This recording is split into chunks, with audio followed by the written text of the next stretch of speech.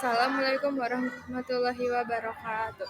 Kami dari kelompok 3 akan menjelaskan tentang perkembangan peradaban Islam di benua Afrika. Saya Ratu Bunganis Alam bersama rekan saya. Saya Kaisa Naufal Ali. Saya Rida Widya Fitri. Perkenalkan, nama saya Fajri Ralfi Ramdan. Nama saya Alifah Hairuniswa. Yang pertama, saya akan menjelaskan mengenai sejarah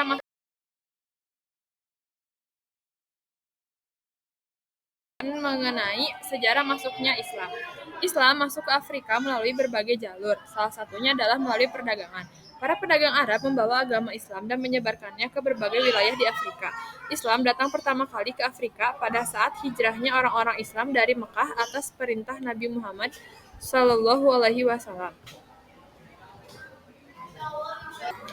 Pada tahun 615, setelah Islam masuk ke Afrika, tepatnya di Ethiopia, ajaran Islam menyebar di benua ini dan pada masa Khulafaur Rasyidin. Proses penyebaran Islam di Afrika kala itu terjadi di Cyrenaica, sebelah timur Libya, dan dilakukan oleh panglima militer Khulafaur Rasyidin, Amr bin Ash, pada 642 atau pada masa pemerintahan Khalifah Umar bin Khattab 433-644. Setelah itu, Islam menyebar ke seluruh Afrika Barat melalui perdagangan, cendekiawan, dan misionarisasi melalui cara damai. Dengan cara ini, Islam menyebar ke seluruh dan sekitar Gunung Sahara. Pada era dinasti Umayyah, tepatnya pada masa Khalifah Al-Wahid 705-715, Islam menyebar hingga ke wilayah Maghribi Maroko. Setelah dinasti Umayyah runtuh dan diganti Bani Abbasiyah yang menguasai wilayah Afrika, dinasti ini fokus pada pengembangan dan pembangunan peradaban Islam di sana. Nah, selanjutnya ada perkembangan agama Islam di benua Afrika. Setelah Islam masuk dan berkembang di wilayah Afrika, para penguasa Muslim di sana menjadikan bahasa Arab sebagai bahasa resmi. Bahasa Arab dijadikan sebagai bahasa antar suku dan bangsa, serta sebagai bahasa pengantar dalam sekolah. Penggunaan bahasa Arab sebagai bahasa resmi di Afrika merupakan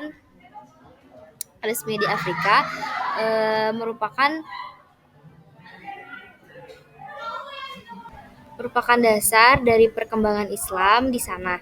Sejak saat itu, jihad di Islam tidak lagi menggunakan senjata, melainkan menggunakan bahasa dan ilmu pengetahuan. Di bidang administrasi, kehadiran Islam di Afrika memberikan sumbangan besar bagi sistem pemerintahan. Salah satunya terlihat pada dinasti Fatimiyah, yang menggunakan sebutan khalifah sebagai kepala pemerintahan dalam urusan dunia maupun keagamaan. Di dalam pemerintahan, khalifah berperan dalam mengangkat dan menggantikan pejabat yang berada di bawahnya.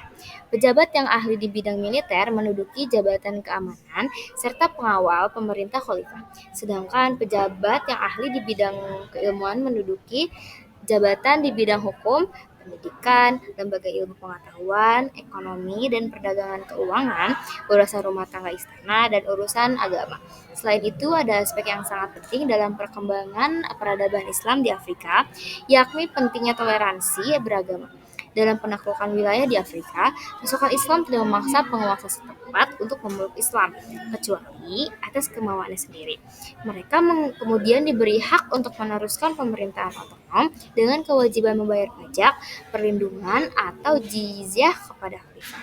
Para penduduk di Afrika yang memeluk agama Islam juga mendapatkan perlindungan terkait hak kebebasannya dari khalifah. Selanjutnya, saya akan membahas tentang perkembangan ilmu pengetahuan setelah masuknya Islam.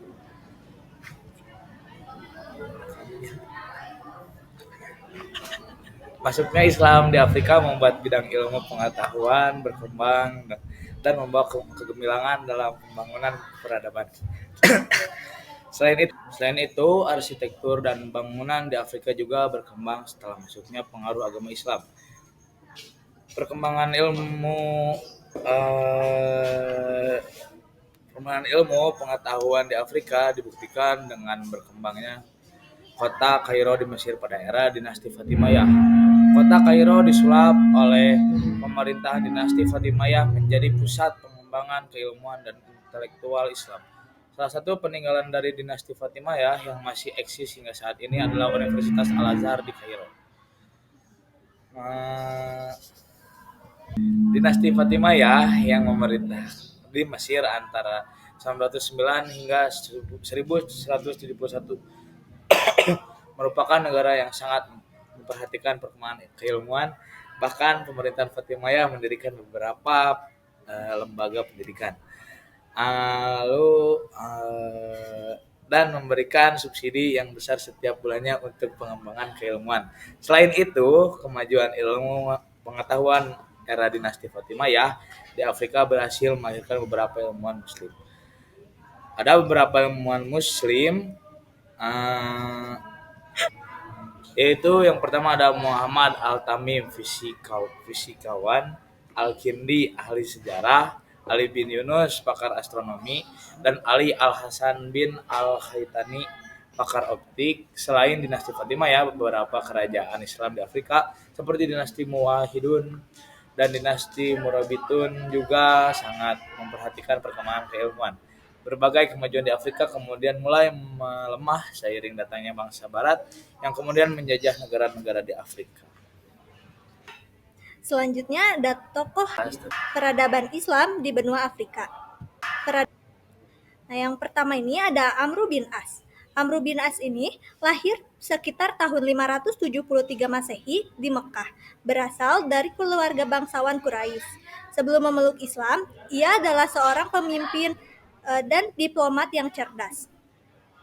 Pada masa awal Islam, ia termasuk golongan Quraisy yang menentang Rasulullah dan turut serta dalam beberapa pertempuran melawan kaum muslimin.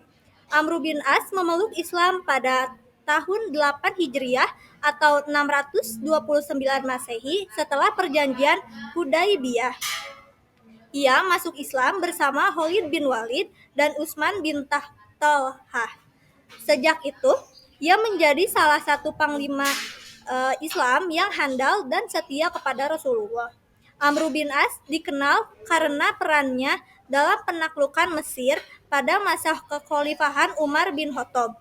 Pada tahun 641 Masehi, ia memimpin pasukan Muslim yang berhasil mengalahkan kekaisaran Bizantium di Mesir. Setelah itu, ia mendirikan kota Fustat yang menjadi cikal bakal Kairo. Amru bin As wafat pada tahun 664 Masehi dalam usia sekitar 90 tahun.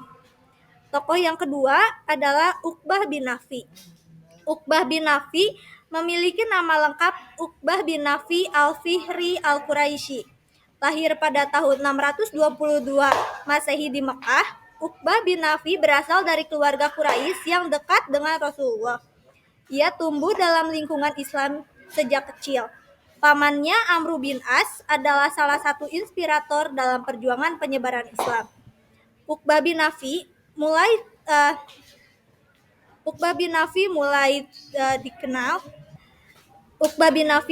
terkenal sebagai panglima pada masa pemerintahan Khalifah Umar bin Khattab dan Utsman bin Affan. Ia memimpin ekspedisi militer untuk menyebarkan Islam ke wilayah Afrika Utara, termasuk Libya, Tunisia, dan Maroko. Pada tahun 670 Masehi, ia mendirikan kota Hairoyuan di Tunisia yang menjadi pusat penyebaran Islam di kawasan itu. Uqbah bin Nafi ini wafat pada tahun 683 Masehi dalam pertempuran melawan suku Berber yang dipimpin oleh Husayla. Meskipun gugur, warisannya sebagai penakluk Afrika Utara tetap dikenang hingga kini.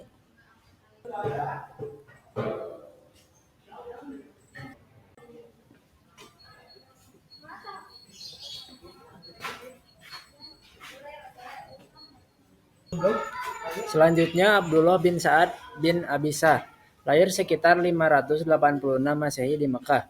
Pada masa pemerintahan Khalifah Utsman bin Affan, Abdullah diangkat menjadi gubernur Mesir. Ia memimpin pasukan Islam untuk memperluas wilayah ke Afrika Utara di bawah kepemimpinannya.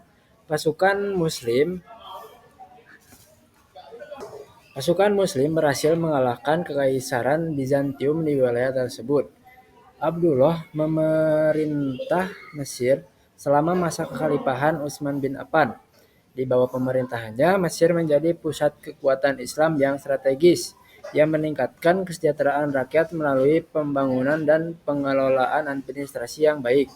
Abdullah bin Sa'ad bin Abi Shah wafat pada tahun 36 Hijriah atau 656 Masehi di Mesir. Ia dikenal sebagai tokoh yang bertobat dari masa lalunya dan kemudian memberikan kontribusi besar bagi Islam, terutama dalam ekspansi ke Afrika Utara dan Nubia. Yang selanjutnya ada Syekh Muhammad Yusuf, lahir di Goa, Sulawesi Selatan pada 3 Juli 1626. Ia berasal dari keluarga bangsawan. Ayahnya Abdullah adalah seorang bangsawan dari kerajaan Goa, sedangkan ibunya Siti Aminah berasal dari keturunan kerajaan Talo. Sebagai anak bangsawan, Yusuf mendapatkan pendidikan agama sejak kecil. Di Cape Town, Syekh Yusuf mendirikan komunitas muslim pertama di sana. Ia dikenal sebagai ulama yang rendah hati dan cerdas sehingga dihormati oleh penduduk setempat. Komunitas muslim yang ia dirikan menjadi cikal bakal Islam di Afrika Selatan. Syekh Yusuf wafat pada 23 Mei 1699 di Cape Town. Jenazahnya dimakamkan di sana, tetapi kemudian dipindahkan ke Goa, Sulawesi Selatan pada tahun 1705. Sekian presentasi yang dapat kami sampaikan. Mohon maaf bila ada salah kata. Terima kasih. Wassalamualaikum warahmatullahi wabarakatuh.